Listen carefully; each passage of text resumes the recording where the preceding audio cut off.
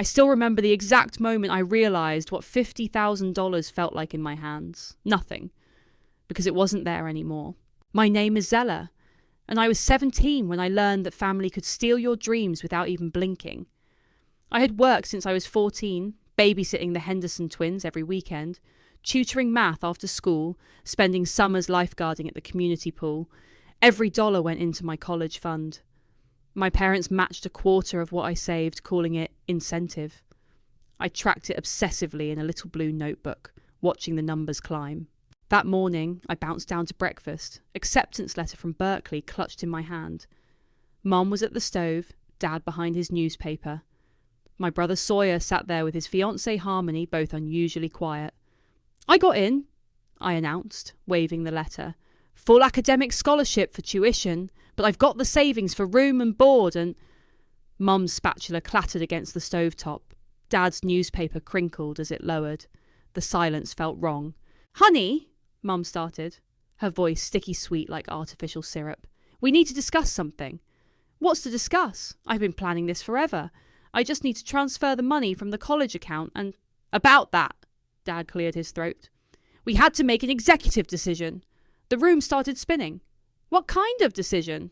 Your brother's wedding is in 2 months, Mom said, as if that explained everything. Harmony's family, they have certain expectations. The venue we originally booked fell through, and the new one is significantly more. What are you saying? But I knew. God, I knew. We had to use your college fund, Dad said flatly. Family helps family. Sawyer needed my money. My voice cracked. My entire savings? Harmony touched my arm. We'll pay you back, of course. Once Sawyer's business takes off. I jerked away from her. When? How? That took me 3 years to save. Don't be dramatic, Mom sighed. You're resourceful. You'll figure something out. Maybe take a gap year, work a little more. I worked every weekend for 3 years. The words exploded out of me. Every summer. While Sawyer was playing video games and dropping out of community college. Hey now, Sawyer finally spoke up. This isn't my fault. Mom and Dad made the decision. Because you asked them to, I was shaking. Because precious Sawyer needed a fancy wedding for his precious Harmony. That's enough. Dad's hand slammed the table. This attitude is exactly why we didn't discuss it with you first. You're being selfish. This is about family. Family? I laughed, and it sounded horrible. What about my future? My dreams?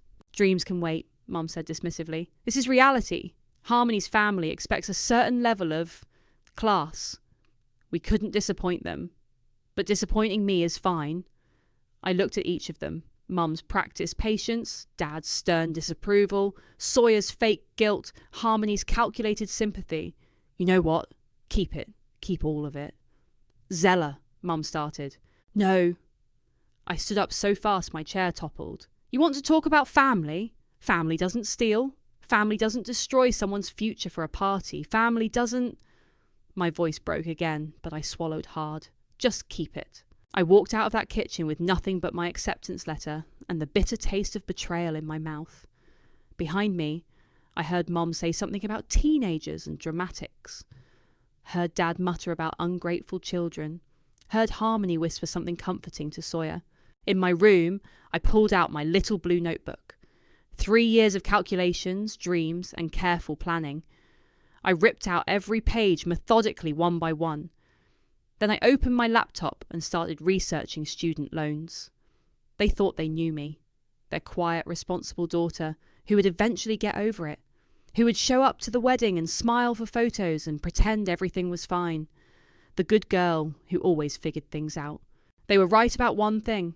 I would figure this out, but not the way they expected, not the way they wanted. I opened a new document and started typing. Day 1. My hands weren't shaking anymore.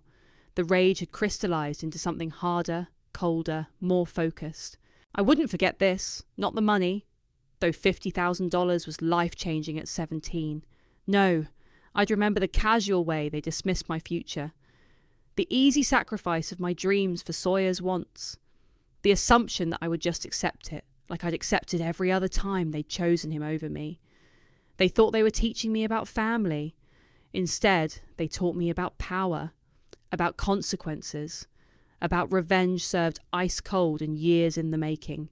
I just didn't know it yet. Student loans are a special kind of hell.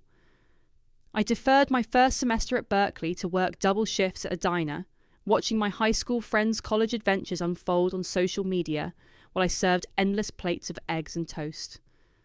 Another refill, hon? I balanced 3 plates on my arm while gesturing to a customer's coffee cup. 6 months into this routine, I could practically sleepwalk through breakfast rush.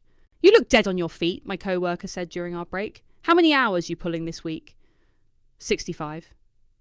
I checked my phone. Another wedding planning text from Mum. Delete.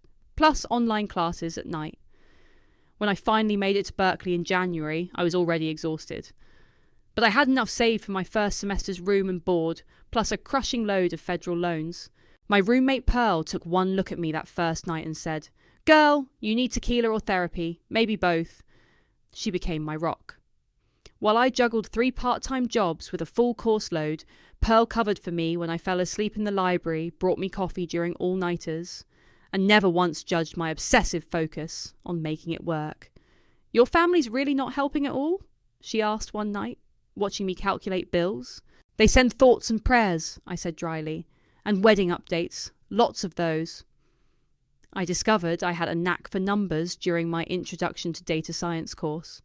Professor Martinez noticed too. "Miss Norton," he called me after class one day, "I have a client looking for someone to help with data modelling. Interested in some real-world experience?" That's how I met Ren. She ran a tech consulting firm and needed help analysing market trends. The first time I walked into her office, wearing my only business casual outfit, she sized me up with sharp eyes. "You're younger than I expected," she said. "I'm efficient," I replied. "And I work cheap," she smiled. "Show me what you've got." Yes, I stayed up all night preparing that first presentation. When I finished walking her through my analysis, Ren was silent for a long moment. "There's fire in you," she finally said. "Raw, but focused. I like that. Want more work?" The consulting gigs with Ren paid better than waitressing. I quit one of my campus jobs, but kept the weekend shifts at a coffee shop. Every extra dollar went into a new savings account I'd opened at a different bank, one my parents couldn't access. Pearl caught me checking the balance one night. $200! Time to celebrate! I shook my head. Not yet. One day. You're scary focused, you know that. She flopped onto my bed. When's the last time you went out? Had fun? Kissed someone? Fun doesn't pay bills. Neither does burning out. She threw a pillow at me. Come to this party tonight. Just 2 hours. Meet people who aren't spreadsheets. I went, mostly to shut her up. That's where I met Uriah, a financial advisor who actually made investment talk interesting. We ended up talking until 3 a.m. about market trends and startup culture. "You've got good instincts," he said. "Ever thought about investing yourself?" I laughed. "With what money?" "Start small, smart. There are ways." I took his card, started researching. Between assignments for Ren and my regular jobs, I began learning everything I could about investment strategies and market analysis. One night, I got a text from Mum. "Sawyer and Harmony's wedding video finally ready. Sending link. You missed such a beautiful day. Hope you're not still upset about everything. Family first." I looked at my bank balance, $200. Looked at my student loan total, $47,000. Looked at the investment research spread across my desk. One day, I whispered to myself, but this time it wasn't sad. It was a promise. The next morning, I walked into Ren's office early. She was already there reviewing reports. "I have an idea," I said without preamble, "about micro-investment platforms and accessibility algorithms." She raised an eyebrow. "Go on." I pulled out my laptop, opened my presentation. "The current market ignores small investors, but what if we could create a platform that..." As I talked, Ren's expression shifted from polite interest to intense focus. When I finished, she leaned back in her chair. "This is more than an idea," she said slowly. "This is a business plan." "Yes?" "It would take significant development, funding, connections." "Yes." She studied me for a long moment. "You're not just looking for a better job, are you?" I met her gaze steadily. "No. I'm looking to build something." Ren smiled, the sharp, hungry smile of someone who recognized a kindred spirit. "Clear your schedule for next week. We're going to San Francisco." I walked out of her office, feeling lighter than I had in months. My phone buzzed. Another text from Mom about the wedding video. I deleted it without reading. They'd taught me about family. Now I was going to teach them about success. Sunday dinners were Mom's latest attempt at keeping the family close. I'd managed to dodge them for months, but she'd finally worn me down. Walking into their house a year after the wedding felt like stepping into a time warp. Same floral wallpaper, same family photos where Sawyer dominated every frame. Zella! Finally! Mum rushed to hug me. I let her, keeping my arms loose. You're so thin! Are you eating enough? Before I could answer, excited squeals erupted from the living room. She's kicking! Come feel! Harmony sat enthroned on the couch, hand on her swollen belly. Mum immediately abandoned me to rush over, cooing and pressing her hand against Harmony's stomach. Dad and Sawyer hovered nearby, beaming. Zella! Come feel your future niece! Mum called. I stayed where I was. I'm good, thanks. Sawyer shot me a look. Still bitter, sis? Just not into touching people without invitation. I headed for the kitchen to help with dinner. Throughout the meal, conversation revolved around the baby, the nursery colours, and Harmony's pregnancy cravings. I pushed food around my plate, counting minutes. Oh! Sawyer suddenly remembered I existed. Hey, you're into that tech stuff, right? I've been investing in cryptocurrency. Lost quite a bit recently, but that's the game, right? How much? I asked. He shrugged. 20 grand or so. No biggie. Harmony's dad helped us out. 20 grand, just like that. I gripped my fork tighter. Speaking of investments, I said carefully, I've been developing a business concept. A micro-investment platform that Dad's chuckle cut me off. Don't play with money, sweetheart. It's not for dreamers. I'm not playing, I said. I've done extensive market research. The platform would allow small investors to... Zella!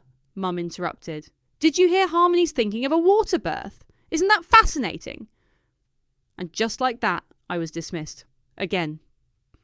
I watched them fawn over Harmony's birth plan, saw Sawyer preening under their attention despite having just casually mentioned losing $20,000. My phone buzzed. A text from Ren. Meeting confirmed. Venture Studio wants to hear the pitch. Tuesday, 9 a.m, San Francisco. You ready? I typed back. Ready. Texting at the table, Mum scolded. We barely see you anymore. The least you could do is be present. I looked up at their faces. Mum's disappointment, Dad's dismissal, Sawyer's smug superiority, Harmony's calculated indifference. None of them had any idea what I'd been building this past year. Sorry, I said. Not sorry at all. Work thing. Still at that coffee shop? Harmony asked sweetly. You know, my cousin's company is hiring administrative assistants. I'm good, thanks. There's no shame in accepting help, Mum added. Family helps family. The words hit like a slap. I stood up. I should go. Early morning tomorrow. But we haven't had dessert, Mum protested. I made your favourite apple pie. Not hungry. Dad frowned. You've been distant lately, Zella. We're worried about you. All this work and no social life. It's not healthy. I'm fine. Are you, though? Sawyer leaned back in his chair. You seem angry still, over ancient history. I smiled then, and something in my expression made him sit up straighter.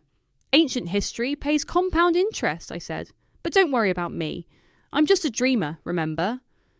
In the driveway, I sat in my car for a moment, breathing deeply. My phone buzzed again, Ren sending flight details for Tuesday. I thought about Dad's dismissal of my business plan, about Mom's instant pivot to Harmony's pregnancy, about Sawyer's casual mention of losing more money than they'd stolen from me. The next time I sat at their dinner table, everything would be different. They just didn't know it yet. I started my car just as Mom came hurrying out with a Tupperware container. Pie for later, she called through my window. And Zella, try to be happy for your brother. He's going to be a father. I took the container. Thanks, Mom. And I am happy. I'm exactly where I need to be. She beamed, missing my meaning entirely. That's my girl. See you next Sunday. We'll see. As I drove away, I glanced in my rearview mirror. Mum stood in the driveway, waving, while through the dining room window I could see the others still gathered around the table, probably not even noticing I'd gone. My phone buzzed one more time. Pearl. How'd it go? Same as always, I typed back. But Tuesday changes everything. Kick ass in SF, she replied. Show those venture bros what you've got. I smiled for real this time. They all thought they knew me, the bitter younger sister, the distant daughter, the barista with delusions of grandeur. Tuesday would be the first step in proving them all wrong. The Venture Studios conference room overlooked San Francisco Bay. I stood before 5 investors, my hands steady as I clicked through my presentation. The problem is accessibility, I explained. Small investors get locked out of major opportunities. Our platform changes that. Questions flew. Market size, competitor analysis, revenue projections. I had answers ready, backed by months of research and Ren's coaching. The lead investor, Marcus, leaned forward. What's your funding ask? I named the figure. The room went quiet. Bold, he said finally. But your numbers support it. One concern, you're young. Very young for a fintech founder. Youth means hunger. Ren spoke up from her seat. And she's got the skills to back it up. Marcus studied me. We'll need some adjustments to the proposal, but I think we can work something out. 2 hours later, I stood on the street with Ren, holding a preliminary term sheet. Holy shit, I whispered. Ren laughed. Welcome to the big leagues, kid. Now the real work begins. We went into stealth development. My name stayed off public documents, Ren's idea. Build it first, she advised. Let the products speak before they start questioning your age or experience. I quit the coffee shop but kept my consulting work. Every spare moment went into development. Pearl barely saw me, except when she forced food into my hands. At least tell me what you're building, she begged. Not yet. Soon. Mum's calls went to voicemail. I made excuses about work and studying. Meanwhile, through Pearl's gossip network, I heard snippets about my family. Your parents are renovating their house? In this market? I looked up from my laptop. What? Major upgrades. Your mum was bragging about it at the salon. Something about flipping it for retirement? I checked their social media. Sure enough. Photos of contractors, torn up rooms, Mum's excited posts about granite countertops and hardwood floors. They're dumping money they don't have into a house they can barely afford, I muttered. Pearl peered at my screen. How do you know they can't afford it? Because I know them. Across town, Sawyer and Harmony weren't doing much better. Their baby shower registry listed $2,000 worth of luxury items. Mum complained to her friends about them always borrowing money. I stayed focused on the platform. We launched in beta after 6 months. The response exceeded projections. We need to scale faster, Ren said during a late-night strategy session. You ready for Series A? I nodded. Let's do it. The funding round closed in 3 days. Major tech blogs picked up the story, but without my name attached. Just glowing reviews of the platform's innovation and accessibility. Then came the first investor dividend notice. I stared at the number. $72,000. My phone buzzed. A text from Mum. Haven't seen you in ages. Renovation's almost done. Having a family dinner Sunday to celebrate. No excuses this time. I showed Ren the message. Going? She asked. Not yet. I looked at the dividend notice again. Let's wait until after Series B. Cold, she grinned. I like it. That night, I checked my total assets, approaching 7 figures, more than my parents had ever had, more than they'd ever thought I could achieve. Pearl found me staring at my laptop. Okay, that's a weird smile. Should I be worried? Just thinking about karma. Cryptic much? She flopped onto my bed. Oh hey, heard your brother's company is doing layoffs. Your mum was at the salon again, telling everyone how stressed he is. I closed my laptop. Interesting. You're scary sometimes, you know that? Good. My phone buzzed again. Mum sending photos of their renovations. The new kitchen probably cost more than their annual income. The master bath screamed home equity loan. I typed back. Looks expensive. She replied instantly. Worth every penny. Equity is the best investment. Not like those risky tech things you were talking about. I showed Pearl the exchange. Are you ever going to tell them? She asked. They'll find out. I opened my laptop again, checking our latest user metrics. When I'm ready. And when's that? I thought about the Series B discussions happening next week. About our expansion plans. About the house my parents were sinking their future into. When it hurts the most, I said quietly. Pearl shivered. Remind me never to cross you. My phone lit up with another text, this time from Ren. Wall Street Journal wants to profile the platform. Still staying anonymous? For now, I replied. I looked at Mom's renovation photos again, at their proud posts about investment and equity, at Sawyer's increasingly desperate LinkedIn updates. They thought they knew about money, about investment, about family. I smiled at my dividend notice again. They were about to learn how wrong they were. Mom's call came on a Tuesday morning. I almost let it go to voicemail, but something in me said, answer it. Zella! Finally! Her voice bubbled with excitement. We have the most wonderful news. I put her on speaker while reviewing quarterly reports. Oh? We found it. Our retirement paradise. The most beautiful community right by the lake. Tennis courts, walking trails, everything we've dreamed of. Sounds expensive. Well, yes, but that's why we're calling. Her voice shifted, became honeyed. We need a tiny favour. I stopped scrolling. What kind of favour? Just a small thing, really. The bank needs a co-signer with solid assets. We tried Sawyer first, of course, but he's been tied up with work challenges. Of course they tried Sawyer first. I kept my voice neutral. Why do you need a co-signer? Oh, you know how banks are these days. So picky about debt-to-income ratios. And with the house renovations still on our equity line. How much is the property? A pause. Maybe we should discuss this in person. Come to dinner tonight. I checked my calendar, empty, but they didn't need to know that. I suppose I could move some things around. Wonderful! I'm making your favourite pot roast. Sawyer and Harmony will be here too. Perfect. I arrived deliberately late. They were already seated, Mum flushed with wine and excitement, Dad studying papers, Sawyer and Harmony looking tense.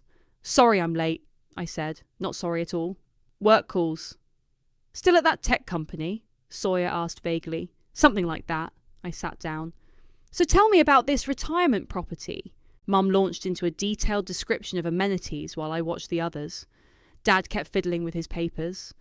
Sawyer wouldn't meet my eyes. Harmony's smile was fixed and brittle.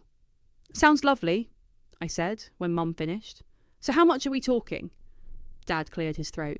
The property is listed at $650,000? Yes, he shuffled his papers. We have some equity from the house renovations, but the bank wants additional security, just temporary, of course. Once we sell the house, in this market, I took a sip of wine. Interesting timing. Harmony jumped in. Property is always a solid investment, unlike some riskier ventures. I smiled at her. How's the baby sleeping these days? She blinked at the subject change. Fine. Why? Just curious. Sawyer, how's work? He stared at his plate. Fine. Really? I heard there were layoffs. Mum cut in quickly. Let's focus on the exciting news. The retirement community has a waiting list, so we need to move quickly. We just need your signature at the bank tomorrow. Tomorrow? We have an appointment at 10, Dad said. Just routine paperwork. I leaned back. Show me the papers. He passed them over. I read slowly, thoroughly, noting their increasing discomfort. Interesting, I said finally. No mention of the house renovations in your asset list, or Sawyer's crypto losses, or the 3 credit cards I see Harmony trying to hide in her purse. The table went silent. How did you... Harmony started. Know about the credit cards, the same way I know about Sawyer's unemployment, the same way I know the house renovations cost twice your budget. I pay attention. Mum's wine glass shook slightly. Zella, this isn't about any of that. This is about family helping family. The familiar phrase hit like a match on gasoline. Is it? Of course. She reached for my hand. I pulled back. We're not getting any younger. This is our dream. Like college was my dream? Dad's face hardened. Yeah, that was different. You're right, I said. It was only $50,000 then. Now you want me to co-sign for $650,000. We're good for it, he insisted. Are you? Show me the numbers. Show me how you'll make the payments when the house doesn't sell for what you think. Show me the plan. Silence. I'll go to the bank meeting, I said finally. Mum's face lit up. I knew you'd understand. Oh, I understand perfectly. I stood up. 10 a.m. tomorrow? They nodded, relief visible. Only Sawyer looked worried. Zella, he called as I reached the door. What are you planning? I turned back, smiling. Family helps family, right? Driving home, I called Ren. Everything set? She asked. They have no idea. Cold, she laughed. I love it. I checked my banking app. My net worth had just cleared 8 figures after the Series B closing. Tomorrow would be interesting. Very interesting indeed. My phone buzzed. Mom sending the bank's address. I didn't reply. They thought they were getting a signature. They were about to get an education instead. The bank's conference room felt smaller, with all of us crowded inside. Mum kept smoothing her skirt, Dad gripped his folder too tightly, and Sawyer checked his phone every 30 seconds. I sat quietly, wearing my best business suit and a serene smile. The loan officer, Amanda, spread documents across the table. Let's review everyone's financials before proceeding. Is that really necessary? Mum laughed nervously. We've brought all the paperwork. Standard procedure. Amanda turned to her computer. Now, for the primary applicants. I watched their faces as she read through their numbers, credit scores, debt ratios, the underwater home equity loan. Mum's smile grew strained. Dad's knuckles went white. And now for the co-signer. Amanda clicked to a news screen, then stopped, blinked, looked at me. There must be some mistake, she said slowly. What mistake? Dad leaned forward. Amanda looked between her screen and me again. Miss Zeller's financial profile, it's exceptional. Your credit score is nearly perfect. And your assets... She paused. Actually, only one person at this table meets our qualification requirements independently. Mum's face twisted in disbelief. What do you mean? Based on these numbers, Zeller could purchase the property outright. Several times over, in fact. The silence was delicious. Sawyer found his voice first. That's impossible. She works at a coffee shop. Not for a while now, I said softly. Then what? Mum started. You remember that risky tech thing I mentioned at dinner last year? I smiled. It did rather well. Dad's face went pale. How well? Well enough that I don't need to hide behind my parents' credit anymore. I turned to Amanda. I'll co-sign, but I have conditions. What conditions? Mum asked quickly. First, I want a lien on the property. If you miss any payments, ownership transfers to me.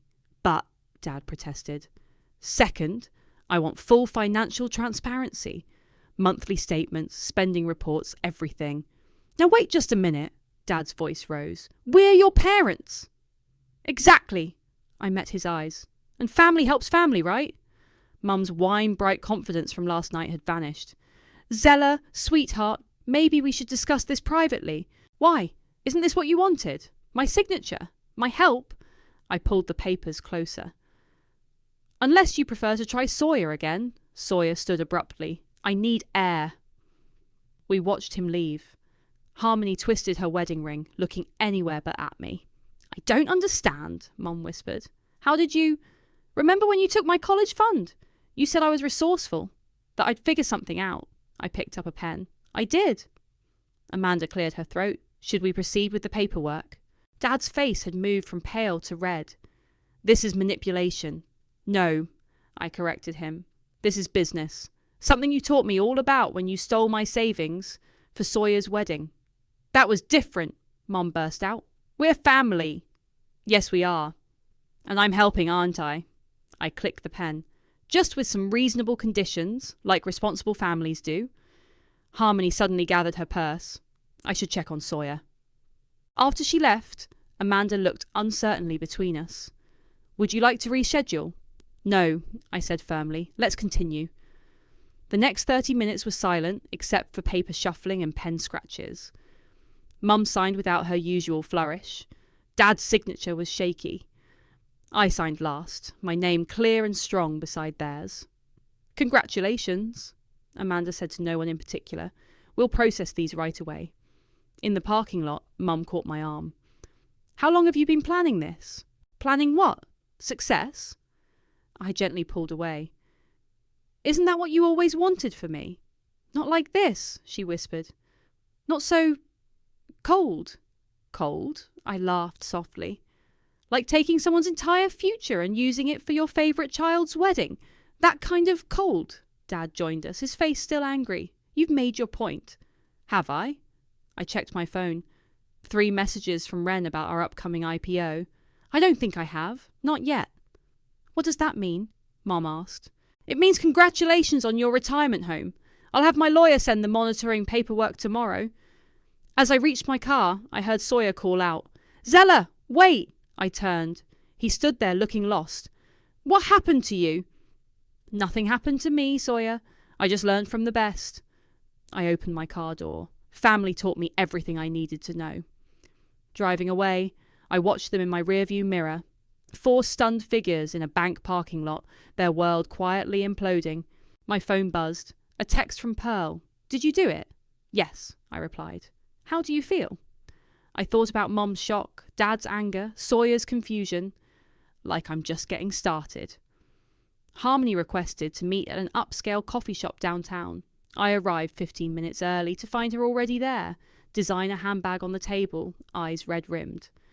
Thank you for coming, she said as I sat down. You said it was important. She glanced around nervously. I haven't told anyone about this meeting, not even Sawyer. Interesting. I signalled the waiter. Americano, please. We're in trouble, Zella. Her voice cracked. Serious trouble. Define trouble. She pulled out a stack of papers from her bag. Credit card statements, bank notices, collection letters. Sawyer lost his job 3 months ago. He's been hiding it. Using credit cards to maintain our lifestyle. The baby's medical bills, the mortgage. She wiped her eyes. We're drowning. How much? 240,000. I sipped my coffee. That's quite a hole. Your parents don't know. Nobody knows.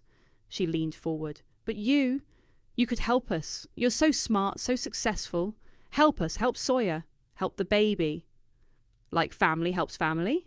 Yes, exactly. She reached for my hand. I pulled back. Tell me something, Harmony.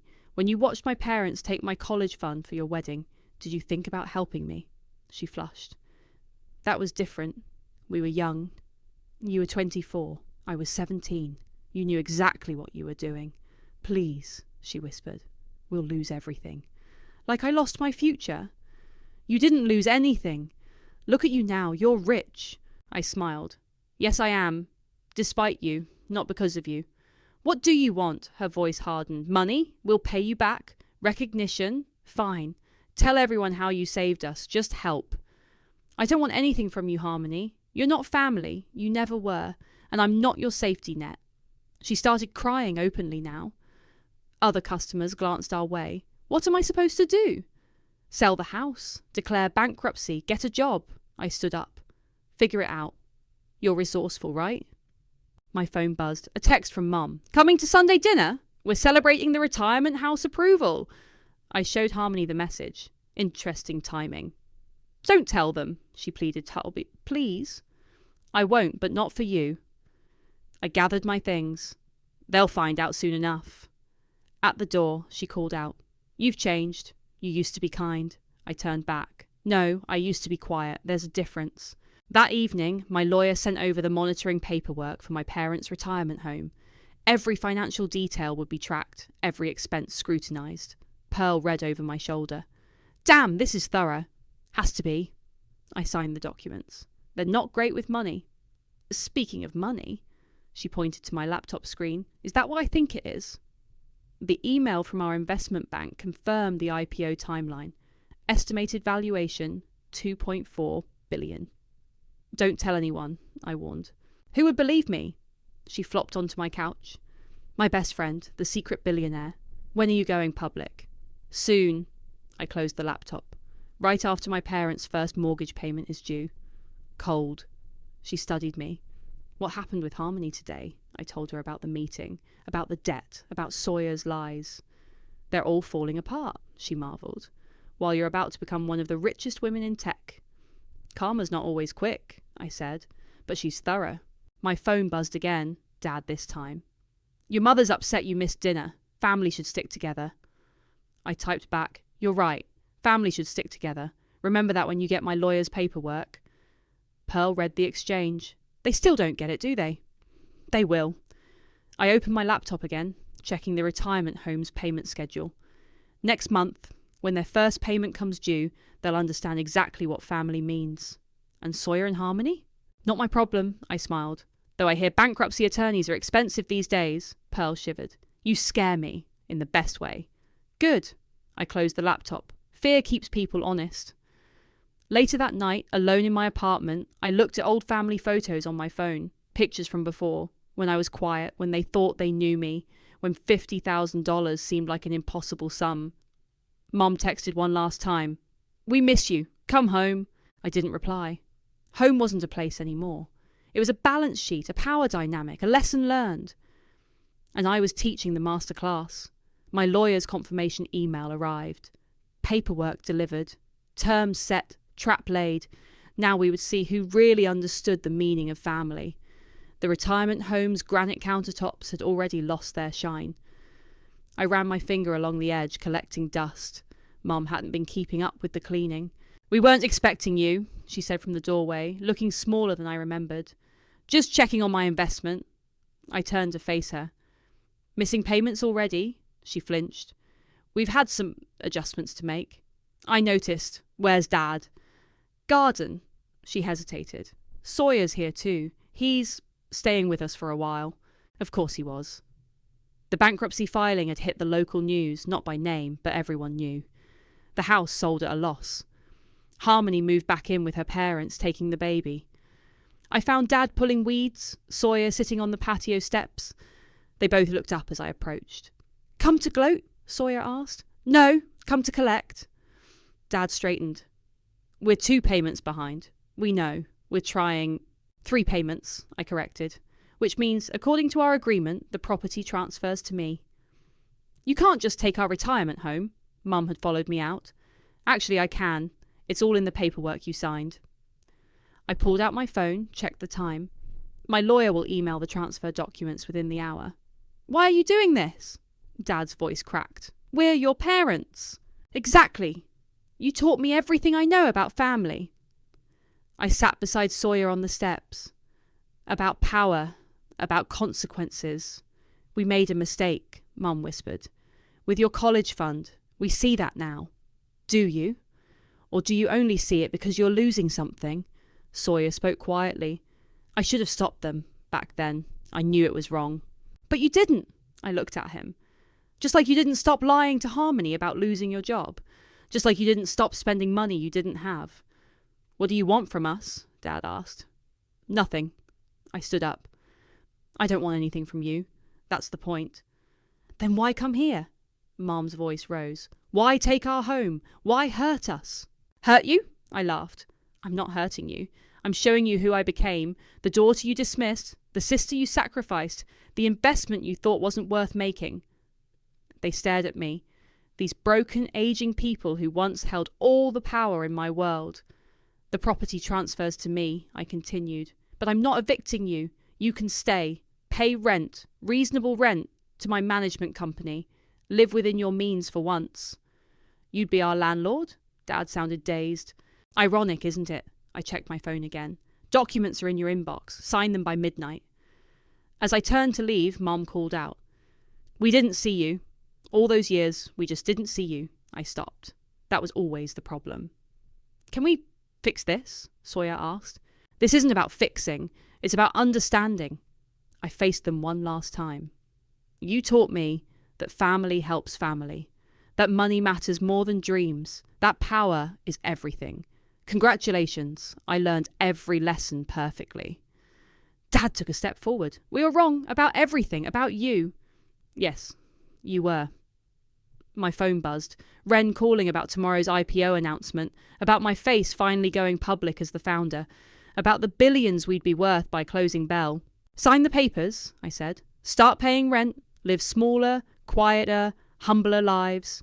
That's all I want. And then, Mum asked, will you forgive us?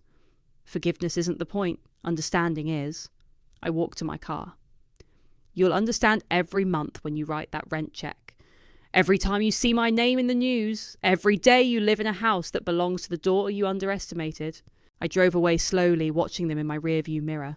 3 small figures in front of a house they no longer owned. Pearl called as I hit the highway. Did you do it? Yes. How do you feel? I thought about Mom's faded beauty, Dad's stooped shoulders, Sawyer's quiet defeat. About the power I now held over their lives. About the revenge I dreamed of for so long. I searched for the word, finished. With them. With needing them to understand what they did. They understand now. I smiled. That's enough. Tomorrow my name and face would be everywhere. The college dropout who built $1 billion empire, the daughter who rose from betrayal, the sister who succeeded despite sabotage. They taught me everything I needed by taking everything I had. I didn't rise despite them. I rose because of them. Karma didn't knock. I did. And I knocked down every door they ever closed in my face.